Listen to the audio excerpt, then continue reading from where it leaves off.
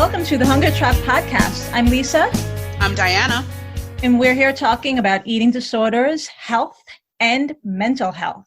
Just a little disclaimer before we get into it. We're not healthcare providers. We're not psychologists. We're just talking about our personal experiences with body image and eating disorders to let others know they're not alone in their struggles. And if you're currently seeking treatment for an eating disorder, please just be aware that we talk very candidly about our eating disorders and experiences. So if you're not ready for that, just, log off, come back when you are ready. Hi, Diana. Hello, Lisa. I think this is episode number 8. Is it? I can't keep track. It's just pretty wild. So I've had an eating disorder since I was about 12. I had anorexia from that time, have been in recovery from the time I was maybe 20, but it's been a rocky road through recovery. I still consider myself in recovery. And Diana and I lived in the same neighborhood. We actually just found out that we've been circling each other for decades, right? We grew up in the same neighborhood. Then we ended up moving to the same Brooklyn neighborhood before we really knew each other. We went to the same high school, and now we live in the same neighborhood. And we didn't even know it until 5 years ago when we connected over Facebook. And one thing we really connected on was the fact that we both had eating disorders. Right. So for me, I was put on my first diet when I was 8 years old. And since then, I've suffered from, compulsive overeating, restriction as well. I haven't been formally diagnosed, but I've been anywhere from, garden variety overweight to morbidly obese during my lifetime. And I would not consider myself to be in recovery from anything right now. Yeah. So I'm still struggling daily with food and body image and how to strike a happy medium. And that's where I'm at today. One of the things that I feel like keeps coming up, I feel like it comes up both in our podcast episodes and also as we're navigating our social media presence with this podcast, intuitive eating. The words just keep coming up, and we aren't really sure what it means, to be quite honest. We know what the words mean, but we don't really get it. We have a guest today, an amazing guest, and we can't wait to introduce her and learn about intuitive eating. But before we do, I thought maybe, Diana, we should explain a little bit about why it might be a struggle for somebody with an eating disorder to really grasp what intuitive eating means. So for myself, I did have to visit an eating disorder certified dietitian as part of my recovery. I visited 2 or 3 actually, but the one that first really made an impact on me, one of the things I had to do for her was keep a diary of everything that I ate and also sit with myself for 10 minutes before deciding what to eat. And she wanted me to listen to my body and take note of what I really wanted to eat before I made my breakfast, lunch, and dinner. But the diaries would always have the same few foods in them. And she would point out to me, she's like, oh, breakfast again. You had the same berries, the same chia seeds, all the seeds, all the almonds. She said, you're not really taking any food risks here. And she would give me homework. And my homework would be I want you next week to eat pancakes one day that week. And I would go home and struggle, think about, oh my God, what day do I have to eat these pancakes? Wednesday, Thursday. I don't want to eat these pancakes. I would finally force myself to do it, but it wasn't something that I wanted. I wouldn't say that it was intuitive to me to want to eat these types of foods. So I feel personally with the anorexia, I brainwashed myself so much that I don't even know how this would apply to me, because I've been told that the foods I want to eat, seriously, the safe foods, are not the right foods because they're too safe. And so on the flip side, because, I really do believe that eating disorders are two sides of the same coin, at least from what my own, experience of listening to you speak and then just other people I know who struggle.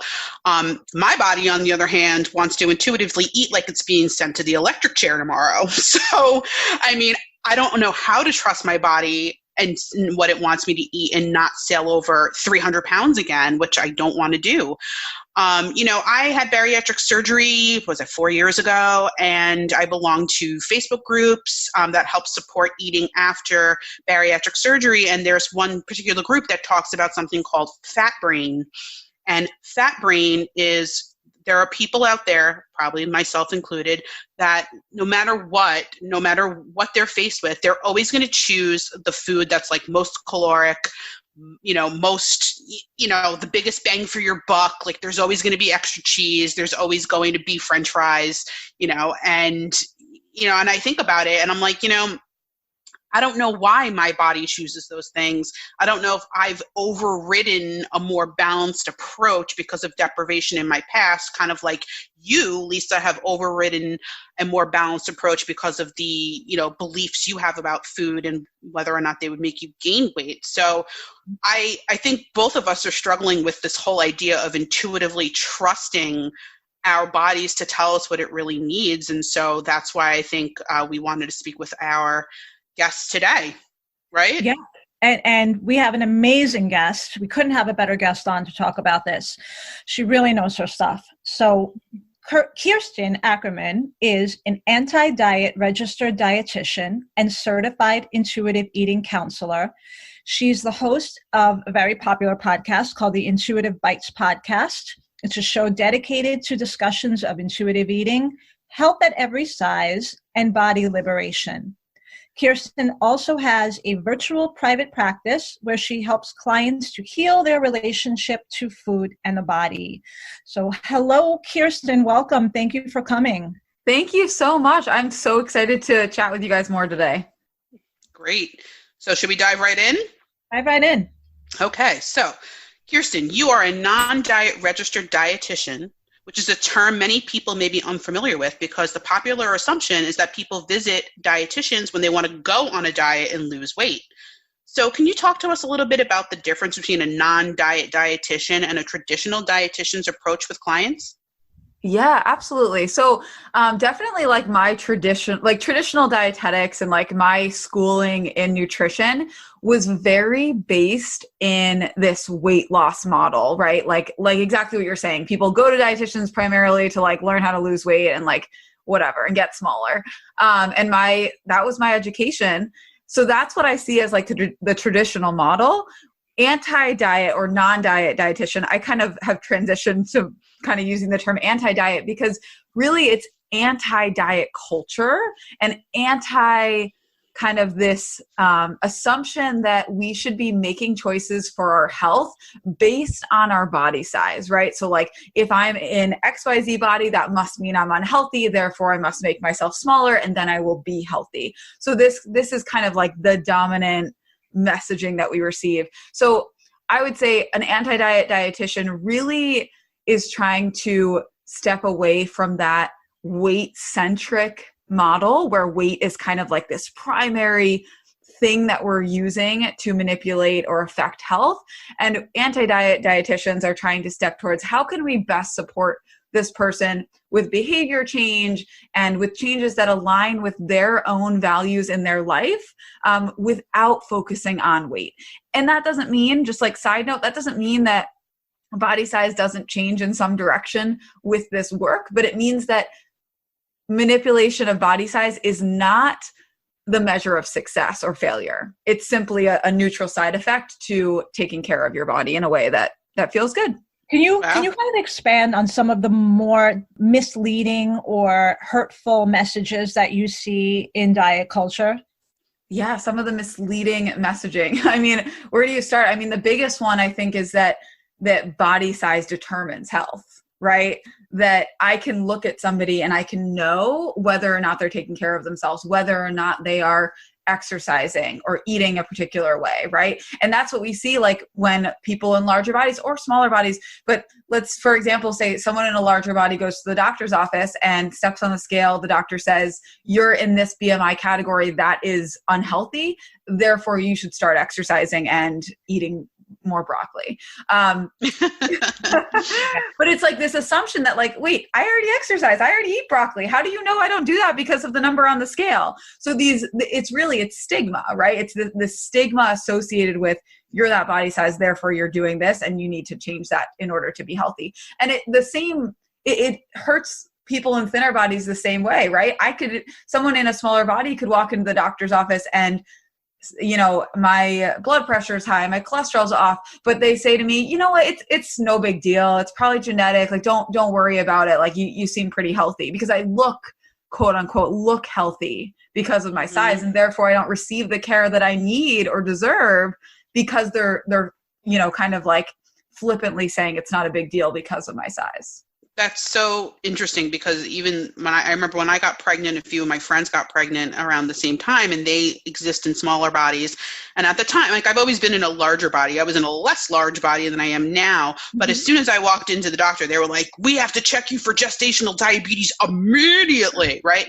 And they didn't have that same approach. Meanwhile, they had gestational diabetes and I never had it. And I'm like, you know what, guys, you probably had pre-diabetes before you got pregnant, but nobody bothered to look at it because you wear a size 4. Yes. Yeah. These stigmas and assumptions, which, by the way, sometimes lead to people not going to their preventative healthcare appointments, because they don't want the lecture, they don't want the assumptions, they don't want the shame, so they don't go to the doctor, and then they end up with worsened health long term because they didn't receive that preventative care. And then they're told, well, you're unhealthy because you're in a larger body. Like, no, I'm unhealthy because I didn't want to be stigmatized to the doctor, and now I didn't receive the care that someone in a smaller body would have. So Kirsten, how does intuitive eating play into it? For people who have never heard of this phrase, can you give us like a sort of a broad overview of what it is? Yeah, absolutely. So intuitive eating was developed by 2 dietitians who basically in their practice noticed that the traditional approach wasn't working. Clients were coming in to lose weight. They were following some, guidelines for a while. They were falling off track. They wouldn't come back to their appointments. It was kind of this same thing where, they were weight cycling. They weren't kind of being able to embrace this long term. So that's kind of where it came from. I guess like the idea behind intuitive eating, it was really inspired by toddler studies that showed that toddlers in general are pretty good at just like eating when they're hungry, stopping when they're full. If they want to play and they're not really up to eating, they're going to play. Like, they're eating half a cookie, leaving, 3 bites of the sandwich left. They don't feel the need to clean their plate. They're just in tune with what they actually need. And that fluctuates, and they don't care. They're like, yeah, some days I'm super hungry, some days I'm not. It's all good. It's all going to even out in the end. And then diet culture, the culture that we live in, all the messaging starts impacting us. Maybe we have family members who make comments about our food. Maybe we get the comment of, oh, you got to finish your broccoli before you have the cookie. And then we start realizing, oh, so the cookie's a reward. That's a good, yummy thing. And the broccoli is this bad thing I need to get through, right? So all this messaging seeps in, and we get our relationships to food at baseline in our culture get really messed up. And then for some people, it becomes this extreme of developing an eating disorder. But really at baseline, everyone in our culture has some level of disordered eating, because that's where we're at. So this intuitive eating framework it's 10 principles that help you to return to this intuitive place with food where you, again, eat when you're hungry, stop when you're full, seek satisfaction. You don't have all these food rules dictating when you can or shouldn't eat, or what you can or shouldn't eat. You're really allowing yourself full permission to eat. And what I see as the goal of this intuitive eating process is liberation, like food freedom. And that means that you're not fixated, you're not obsessed. Food's not like on this pedestal in your life where everything you're doing is kind of coming back to something related to food. Really, food is just this one part of your life. It's a nourishing, satisfying, awesome part of your life, but it's just one little part. And then it allows you this energy to go out and do all the amazing things in your life that you really want to do. Now, I would really encourage everybody to go listen to Kirsten's podcast, because of course we're only going to provide a bit of information about intuitive eating. She's the master here. She is, she's interviewing people. You're going to learn so much from her podcast. And on one of your podcast episodes from, I think it was October, you talk about the 10 principles of intuitive eating. So we want to pull out 2 points that resonated with us. And the first one, you say we've been taught that our satisfaction while we eat and afterward is not a value, and that this interferes with having a healthy relationship with food in our bodies. I absolutely understand this so well, because food, even now, is just not about satisfaction. It's about making sure I fuel myself enough to not have to visit a doctor, to not get sick, but to actually sit down and like find that pleasure in it. When I do, like when it's like a good steak, or it's like a foreign feeling to me. It's a beautiful feeling, but it's foreign. Can you talk a little bit about why our culture doesn't value this?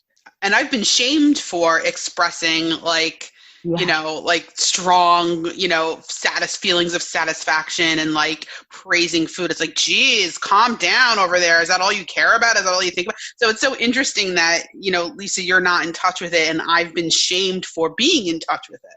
Yeah.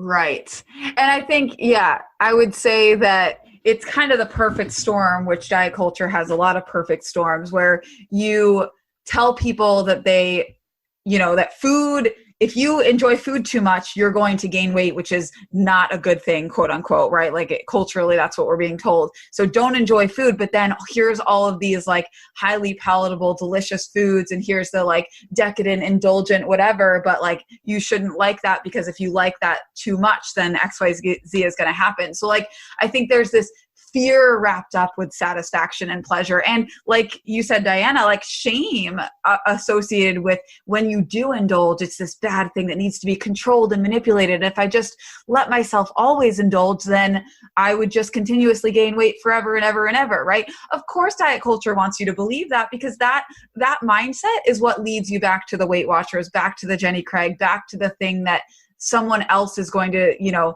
help you fix your problem of enjoying food too much.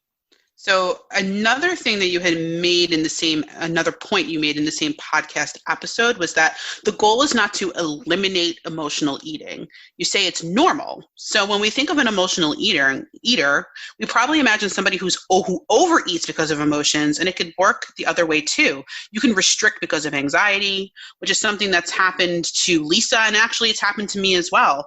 I find it freeing and unusual that intuitive eating doesn't reject the idea that sometimes we eat emotionally. So could you talk a little bit more about this, in terms of how you've helped clients who either overeat because of their emotions or restrict? Yeah, absolutely. I definitely think that they're totally under the same umbrella of like how these emotions impact how we behave around food. But I also think that they're kind of in separate camps, right? So if somebody's not eating because of their emotions, I think where my mind goes with that is sometimes we need to nourish our bodies despite the fact that they're not asking for food, right? Like we have this anxiety, we have this thing, we have no appetite, and yet we know that our body needs nourishment. So I'm going to show up and give it adequate nourishment throughout the day despite not having the cues for that. So that kind of in my mind goes under the umbrella of like self-care, meeting our body's basic needs to the best of our ability, despite those emotions kind of getting in the way of our appetite. On the other end of the spectrum, I think, like emotional eating is totally part of just normal human behavior, seeking comfort in food. Like food can be really good job of providing us comfort in times of stress or anxiety or sadness or whatever. And it's very normal to seek that out in food, especially if you're somebody who's experienced restriction and deprivation from food, which by the way, anyone with any sort of eating disorder has experienced restriction and deprivation from food. If you have, food is even more comforting and rewarding because your body knows what it's like to be deprived of it. If your body has been deprived of food over and over and over again, then it puts food on a higher pedestal and it gives you more dopamine when you finally eat it. So food might always be more comforting for you because of your disordered eating history. And like, that's just what it is, that we don't need to like fight that or fix it. It's just part of our story. So I think allowing that and understanding that emotional eating and comfort eating might always be part of us is really important. And then also identifying where maybe it's going to extremes where it's like, yeah, okay, you say that it's okay for me to emotionally eat, but guess what? Like, I don't want to feel like crap 4 times a week when I, eat past the point of fullness and like feel terrible because of that, like physically feel terrible. And that's when we kind of say, okay, well, what other factors are contributing to this like extreme situation, and how might we introduce something else to address that? I want to shift just a slight lateral shift over to another thing that you know very much about, health at every size, or you may have seen HAES, HAES for short. Mm-hmm. It's another kind of newish term that we keep hearing. What exactly does it mean? Yeah. So I want to point out first that health at every size has been around for a long time. However, it's totally like, I just heard about it recently, not in the past few years, I'll say.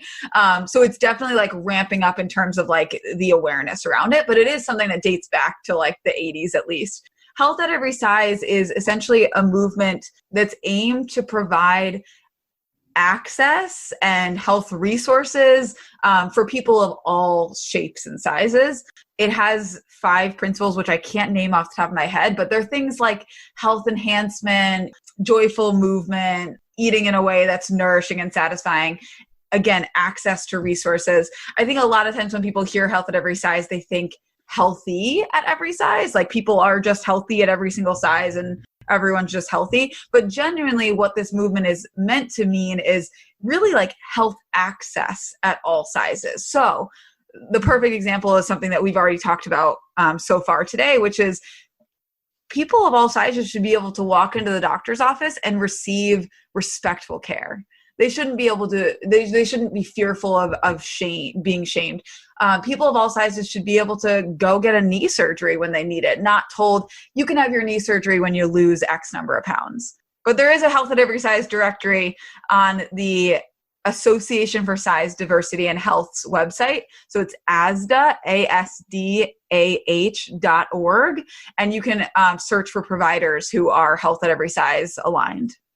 I mean, even to bring it to close to, our current situation, our current pandemic, you're hearing a lot in the media about how being obese and obesity contributes to having a severe case with COVID and to, death and more morbidity is, associated with an infection and, developing COVID-19. And there was a recent, and I'm like going to bumble this because I'm sleep deprived, but there was a recent study that showed when you actually took a look at the care that patients were getting and controlled for everything except weight, you saw that the main determination about how well people survived or how far the disease progressed is how soon it was that they got treated for the disease and were given antivirals and were given steroids and stuff like that. And you know what affected it?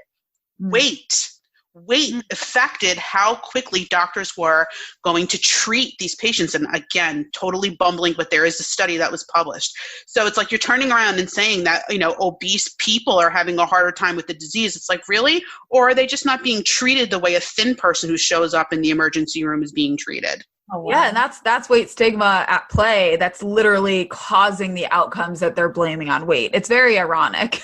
So on that note, because I'm a scientist by training and I'm going to have to ask you about this, I'd love to talk a little bit about the scientific evidence that supports intuitive eating, in terms of appetite regulation and satiety. Is it a relationship between like ghrelin expression and insulin expression? Because you brought up the whole toddler thing earlier and you said that the principle of intuitive eating is based on how toddlers eat. And I have a toddler right now, and it's just been kind of amazing to kind of give him free reign over how much he eats at meals, and noticing that there are days where he polishes off his plate and wants more food. Mm-hmm. And then there's that disordered side of me that's just like, should I give him more? I don't want him to wind up being obese like me. And then I always just wind up giving him more food. But then, there are some days where he only eats half of what's on his plate. And then there's this side inside, there's something inside of me that's like, oh no, is he not eating enough? Should I force him to eat? So that's like this struggle watching him, but he really does kind of like eat based on what his body is telling him to eat. And it's like fascinating to me. And I'm also kind of like, can I redevelop that inside of myself? So can you tell us a little bit about the scientific evidence? Yeah, I don't know. I guess I'm lost in like where to go exactly with the scientific evidence piece, but there are a lot of studies on like the toddler studies that they originally looked at, and like there are hundreds of intuitive eating studies that have, validated this approach. If you go to intuitiveeating.org, you can look at their whole directory of like all the studies that have been done. Yeah, it's definitely evidence-based. There's a lot to support it, but what I always come back to is like when I'm talking with clients about it, I'm not even talking about the evidence behind it. I'm talking about like, hey, like, let's have you do this experiment and like see what your own experience shows, right? Because there's nothing more powerful than someone's own experience. When I tell them like, hey, like when you allow yourself full permission to eat ice cream, like you're going to find that the power that ice cream holds over you and your desire to like eat past fullness on ice cream or whatever, it's going to diminish in time. You're going to develop this more neutral and like supportive relationship with ice cream where you can genuinely have as much as you want whenever you want. And I can say that to them and they're like, yeah, sure, Kirsten, like whatever. I'm not sure that's going to happen for me. I'm sure it's happened for everyone else. But like the powerful part is when they experience it for themselves and they see that shifting. And that's what's going to propel them forward, right? Like me telling them what's going to happen isn't what's going to really keep the ball rolling. It's what they find in their own experience. So I find that to be really powerful. Lisa, should I tell her about the cookie? Yeah, you should tell her about the cookie. So I read the Fuck It Diet, excuse me, language. Yes. And so I've been basically following the principle of just kind of like, and just eat whatever the hell you want. Like you want to eat potato chips, eat cookies, eat whatever you want. It's okay. And, and I've been doing it. And I have to say, like, I am dealing with a lot of anxiety over the fact that I've gained weight doing it. However, the other day I baked this like huge thing of cookies to send to my nieces and nephews for the holidays. And I was eating a cookie. Now, I mean, in the past, I would have eaten an entire plate of cookies and you would have had to like use a crowbar to get the cookie out of my hand. But I was in the middle of eating one cookie and I just kind of like absentmindedly handed it to my husband on the couch. And I was like, I don't really feel like eating this anymore. You want it? And I was like, oh my God, is it the apocalypse? Like what the hell just happened? So I almost see the principles working for somebody like me who always thought that they would be the exception to something like that. Yeah, I think there's so much fear in the beginning of this process when maybe weight gain occurs or you're kind of going crazy on all the things.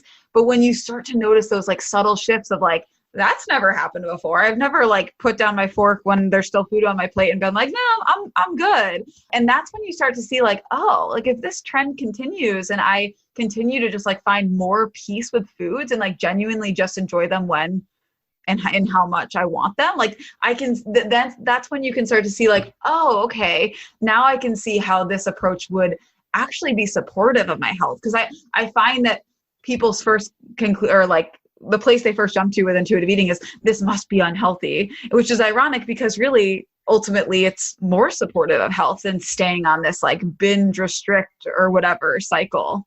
Kirsten, you just mentioned before how intuitive eating is nothing new. So I read that as far back as 1978, Susie Orbach published Fat is a Feminist Issue, and topics like emotional eating came to the forefront thanks to like thinkers like Janine Roth. But I'm wondering now you're on Instagram and there's so much anti-diet and Twitter. There's so much anti-diet messaging around us. And I'm wondering when you became first aware that there's something happening here. There's like a substantial shift in the attitude toward dieting. Why do you think this is so popular now? That's a good question. I mean, so to go to like when I first like kind of notice the shift. I mean, to be fair, like I was part of it. Like I was kind of like, I entered into this space, I feel like when it was starting to like bubble up, which was really, really cool. At the time I heard about intuitive eating for the first time and health at every size, I was working at my first job as a dietitian in a bariatric surgery clinic. I'd been sitting in like the most weight stigmatizing situation I possibly could have. And then I saw this stuff about intuitive eating, health every size, and I was like, oh, so like I was like primed and ready for the message, both because of my own experience with disordered eating, and then the fact that I was sitting with people in larger bodies every single day, sharing their experiences with me. Anyway, so it was just like kind of wild. So yeah, so I was totally primed and ready to hear the message. I got on Instagram because I was like, I just want to like talk about this and I want to share this with more people. I don't know. That was around 2016, 2017. So a few years ago. And then I honestly, maybe this is just my perspective because that's when I got on there, but I really feel like it kind of like the momentum just like started around then and continued. I think that our culture is just ready for it. Like people are starting to realize that this like multi-billion-dollar diet industry is not serving anyone. Like there's only so long that it can go on with like nobody really succeeding in it, that like, and eventually people are like, all right, I don't want to spend my entire life on this weight cycling or like food obsessed. And it's funny how like the diet companies have they know that, and they've changed their approach to being like, go on this lifestyle journey with us. You know, like I see like these diet plans that are marketing themselves as life journees. You know what I mean? Like they're not using the word diet. They're not using weight loss. They're using all these other words, and we all know what they mean. Exactly. Dieting's not cool anymore, but a lifestyle change where it's not about dieting or losing weight, but you're obviously going to lose weight. And like everything's going to be amazing and like everything's going to be perfect and all your problems will melt away. But that's just like the subtext. Yeah, a rose is a rose is a rose, and you know, call it whatever you want, a detox, a this, or that. Exactly. It's still a diet. So, I mean, this intuitive eating sounds so interesting, and it's obviously something I'm kind of trying right now. You know, how do you suggest people approach intuitive eating? Like, can they do this on their own? Do they need the outside help of like meeting with a registered dietitian like yourself or a counselor? So obviously, I think that the support is super helpful. If you're in a place where like it's accessible to you and it makes sense that you can find support in some ways, and like a lot of people, in addition to myself, offer kind of various levels of things, right? So like online courses, group coaching programs, and like webinars, and then also the one-on-one individual work that maybe will be a little bit pricier, but there's like all different kind of levels of stuff out there. So if you can find some way to get some level of support and that's accessible to you, I definitely recommend it, because there are so many like sticking points on this journey that people can get stuck in if they don't have someone kind of pointing them out to them.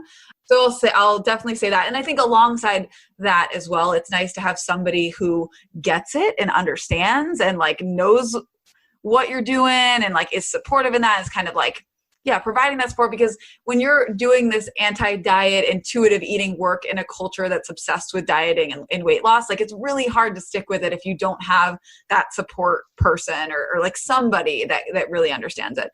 But yes, you can totally start this process on your own. And like, there's so many accounts and things on that, like on Instagram that you can follow and like gain so much more information. I definitely recommend the intuitive eating workbook if you want to kind of start digging into this work. I usually have my clients get that and we kind of work through it together, but there's a lot of really helpful stuff in there that can kind of help you take steps towards a more peaceful relationship to food in your body. So, I mean, just so with Instagram, I have to say, so, you know, our account follows a lot of accounts and I scroll through it and I see these people who are, you know, promoting intuitive eating or anti-diet culture, and they're all, I don't know, $125, maybe wearing a size 4, right. White, beautiful women, like eating a salad and smiling. And I'm like, what, like, is there any account out there for somebody who looks like me? Because I look at these pictures and I'm like, well, of course you could intuitively eat. I mean, if I intuitively could eat and look like you, I could be intuitively eating until the cows come home. Right. So, how does somebody in a larger body deal with that? Or are there role models or anybody who's modeling that in a larger body that we could follow? Yeah, that's a great question. And maybe I can kind of give you a list of some, but I want to say that you're totally right. And like, that's really important to point out that like, it is so much easier to go through the intuitive eating healing process. And that doesn't mean it's easy and it doesn't cause a ton of suffering, but it's so much easier to go through this process if you're kind of quote unquote ending up in a straight size body that's overall accepted by our culture. Even if the suffering internally is still super powerful, like you're not experiencing that oppression from the outside. So like totally different journey. And like, I can't speak to that journey in itself, but I recognize that because that's totally valid. There's a lot of accounts that I can share of folks in larger bodies. Not all are dietitians, but a lot are, people who are in this anti-diet space. And maybe I can just give you guys like a list of them to share with your followers. That would be great. Okay. Cause that would be easier for me than trying to list off one or two now. I want to make sure I give you like a good list. No, absolutely. We could stick it, when we publish the episode, we can put it in our description. Perfect. That would be great. Going like alongside what Diana just said, another thing we keep seeing are comments from people in larger bodies who say exactly what Diana just said. What if a person comes to you and they want to lose weight? Does intuitive eating allow for body modifications, or is it kind of in direct conflict with it? Yeah, that's such a good question.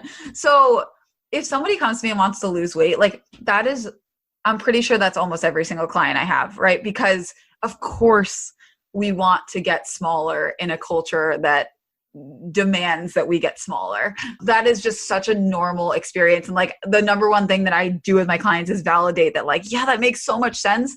And also, can we take the goal of weight loss and put that on the back burner? But the desire for weight loss, like let's open that up. Let's talk about it. Let's like peel back some layers there. Like let's do some work with that desire, but let's put that goal of weight loss somewhere else. When it comes to if the desire for weight loss is in direct contrast to intuitive eating, absolutely not. It's totally normal and understandable. The goal of weight loss, an intentional weight loss, is in direct contrast to intuitive eating, because you can't be intuitively making choices that are the most supportive for your body if making the number on the scale go down is your priority.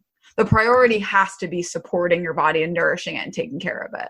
So, I mean, I think, while I hear what you're saying, and there is that pressure to be smaller, but I can say for somebody who's really large, and people who are larger than I am, like, I want to be smaller because I want to be able to sit in an airplane and not have to buy 2 seats. I want to be smaller because I don't want my workout for the day to be tying my shoes. You know what I mean? So it's like the desire to be in a smaller body is not always because we want to, I have no aspirations of being on, in Sports Illustrated. So, I mean, for me, it really has always been about being able to move more freely in this, in this society. And you know what, like, I'm fat. I'm not hiding that from anybody. And no matter how hard I work, my metabolism has been so damaged that I basically can fluctuate between being like less fat and more fat. There's no way I'm ever going to be in a societally acceptable body. So I'm just kind of like, you know what? Fuck it. I don't care. I have bat wings and I have a big ass, and everybody could just kiss it if they don't like it. But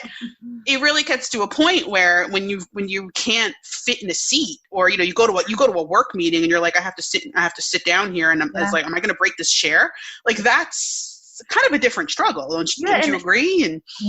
And how messed up that we live in a culture where you have to decide between going on a diet and really, in my eyes, sabotaging your health, and really, sabotaging your health, not taking care of yourself. You have to choose between that or fitting into the world. So basically my point here is saying that, like, wanting to be smaller to not be oppressed, that makes so much sense. That is a valid desire. Of course you want to, like, I just was talking to a client this morning who was talking about how, like, they're like, Kirsten, like, I want to go ziplining and I want to go horseback riding, but I exceed the weight limit for that. Like, what do I do? Mm-hmm. And I'm like, holy crap. Like, that's so awful that you're not allowed to exist in the world and like do activities because of your size. And like, especially in the situation of, like, again, the airplane seats, the transportation seats, the, wondering if you're going to break a chair or whatever. Like, those are things that are totally, like, those things could be addressed. That's not like the individual's problem. That's a cultural problem, and it's a massive cultural problem. For anyone out there who wants to do this or is in the middle of doing this and maybe finds it very difficult or intimidating, can you just leave us off by sharing what is the most difficult thing about intuitive eating for most of your clients, and how do you see them overcoming that difficult thing? I would say the most difficult, I'm going to give two things. One is related to intake, and the other is actually what I think is the hardest struggle for people. So the first one, and I think the best first step, is to address the adequacy and consistency of your intake. The number one issue with clients coming to me is that they have been following so many rules and not trusting their body for so long and have been all over the place with their eating that they don't have this foundation of consistent, adequate nourishment. And when I say consistent, adequate nourishment, I mean, when you wake up, like at some point pretty soon after that, you're getting some kind of nourishment in, and then consistently throughout the day, you're getting nourishment in. You're not going, 5-6 hours without eating because you were on a meeting or whatever. You're doing your best to really get that constant and consistent, I should say, intake of food throughout the day, because that is necessary to heal that's the foundation for healing your relationship to food, is having that there. So that's like a practical intake related thing that I want to leave off. The second thing is, which I think is the biggest concern of people coming to me, and the thing they're struggling with the most, is body acceptance, right? It's this body image work. And there's no easy answer of like, okay, just do this and like it's all going to be fixed. But start the work, start opening up, start bringing these concerns you have about your body, these fears you have about your body, and what would happen if I gained weight, or what would happen if I didn't lose weight. Start bringing that to the surface and like putting it on paper, looking at it, thinking about it more deeply. My recommendation that I'll leave you with really quickly is to get the book More Than a Body by Lindsay and Lexi Kite. It was just released a few days ago, and it's an amazing resource for body acceptance work. Excellent. Kirsten, thank you so much for joining us today. We learned so much, and we want to continue this conversation about intuitive eating because we think that this is just it. This is the new way. So for anybody out there who wants to learn more about Kirsten, her website is theintuitiverd.com, Instagram handle, theintuitive_RD. And her podcast, of course, is called the Intuitive Bites Podcast. And you mentioned that you have an updated Introduction to Intuitive Eating online course being released on February 7th. Where can people find out more about that? You can go to my website, theintuitiverd.com, or you can just go to my Instagram. It'll be, all the information will be in the link in my bio on there, but it is being released. It's completely updated, and it's perfect for someone who wants to learn more about the principles of intuitive eating, how to apply them, but they aren't ready to kind of invest in some of the higher levels of support. And awesome. You can catch up with us on our Instagram, hunger_trap_podcast. Facebook, The Hunger Trap Podcast, or email thehungertrappodcast@gmail.com. Thank you so much again, Kirsten. Thank you, guys. Thank you. And guys, please rate, prescribe. Hello. All right, cut this out, Lisa. I'm a disaster. Forget it. Thanks, everyone.